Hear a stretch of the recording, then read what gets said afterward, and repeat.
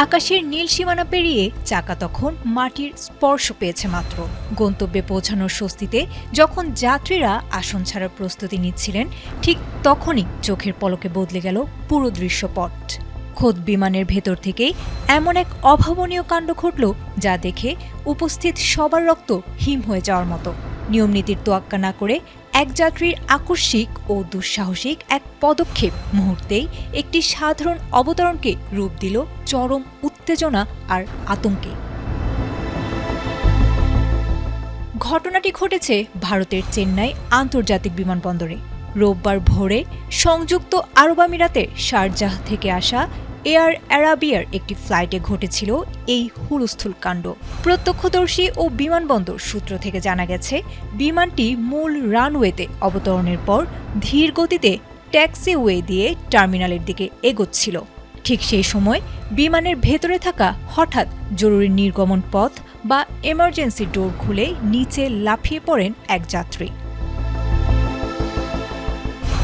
বিমানের মতো উচ্চ নিরাপত্তা বেষ্টিত স্থানে চলন্ত অবস্থায় এমন ঘটনায় কেবিনের ভেতর হুড়োহুড়ি ও আতঙ্ক ছড়িয়ে পড়েছিল। উন্নত প্রযুক্তি এবং অভিজ্ঞ চিকিৎসক দলের নিরলস প্রচেষ্টায় আমরা আছি আপনার পাশে। ডেল্টা হাসপাতাল। পাইলট তাৎক্ষণিকভাবে বিষয়টি কন্ট্রোল টাওয়ার ও গ্রাউন্ড সিকিউরিটিকে অবহিত করেছিলেন।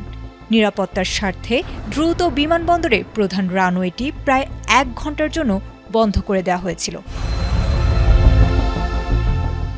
পরবর্তীতে জানা গেছে, লাফিয়ে পড়া ওই যাত্রী তামিলনাড়ুর পুদুক্কোট্টাই জেলার বাসিন্দা। তবে কেন তিনি এমন ঝুঁকিপূর্ণ কাজ করলেন তা নিয়ে ধোঁয়াশা তৈরি হয়েছে। প্রাথমিক তদন্তে জানা গেছে, দীর্ঘ যাত্রাপথে ওই যাত্রী প্রচণ্ড শারীরিক অসুস্থতায় ভুগছিলেন। ফ্লাইটের ভেতরেই তিনি অন্তত 2 বার বমি করেছিলেন। ধারণা করা হচ্ছে, অসুস্থতাজনিত মানসিক অস্থিরতা থেকেই তিনি দ্রুত বিমান থেকে বের হওয়ার চেষ্টা করেছিলেন। সেন্ট্রাল ইন্ডাস্ট্রিয়াল সিকিউরিটি ফোর্স সদস্যরা দ্রুত ঘটনাস্থলে পৌঁছে ওই ব্যক্তিকে অক্ষত অবস্থায় আটক করতে সক্ষম হন। তবে রানওয়েতে বিমানটি তখন অত্যন্ত ধীর গতিতে থাকায় কোনো প্রাণহানি কিংবা যান্ত্রিক ক্ষয়ক্ষতি হয়নি। বর্তমানে ওই যাত্রীকে পুলিশের হেফাজতে রাখা হয়েছে এবং তার বিরুদ্ধে বিমান সুরক্ষা আইন লঙ্ঘনের দায়ে তদন্ত শুরু হয়েছে। এই অনাকাঙ্ক্ষিত ঘটনার কারণে কিছু সময়ের জন্য বিমানবন্দরের স্বাভাবিক কার্যক্রম ব্যাহত হলেও বিকল্প রানওয়ে ব্যবহার করে পরিস্থিতি সামাল দিয়েছিল কর্তৃপক্ষ। আয়েশা আক্তার, এটিএন বাংলা।